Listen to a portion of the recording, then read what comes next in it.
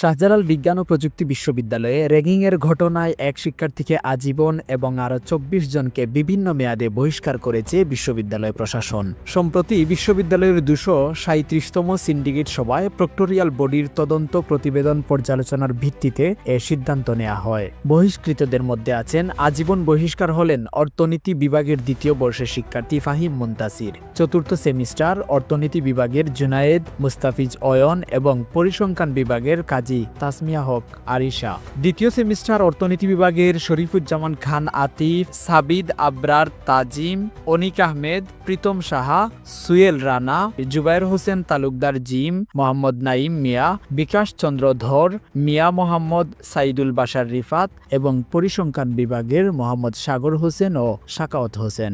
গত বছরের ২৭ নভেম্বর শহীদ মিনারে র্যাগিংয়ে জড়িত থাকার অভিযোগে পরিসংখ্যান বিভাগের ৫ জন নারী শিক্ষার্থী ফারজানা মেহেরুন্নুহা, তাসমিল্লা আলম মাইশা, লামিয়া ইসলাম জুই এবং শ্রাবণী দে প্রিয়াকে ছাত্রী হল থেকে আজীবন বহিষ্কার করা হয়। গত বছরের ১৪ নভেম্বর রাত্রিকালীন র্যাগিংয়ের ঘটনায় পরিসংখ্যান বিভাগের শিক্ষার্থী শিবরাজ ত্রিপুরা, জুবায়ের আবদুল্লাহ, রিয়াদুস সালেহিন রিয়ান, তন্ময় কর্মকার সাগর, ইয়াজউদ্দিন পাটোয়ারি ও নাফিস ইমতিয়াজ রুহান এদের আবাসিক হল থেকে আজীবন বহিষ্কার এবং ভবিষ্যতে সিট বরাদ্দ না দেওয়ার সুপারিশ করা হয়েছে। বিশ্ববিদ্যালয় প্রশাসন সূত্রে জানা যায়, র্যাগিংয়ের বিরুদ্ধে শূন্য সহনশীলতা নীতির ভিত্তিতে এসব কঠোর ব্যবস্থা নেওয়া হয়েছে।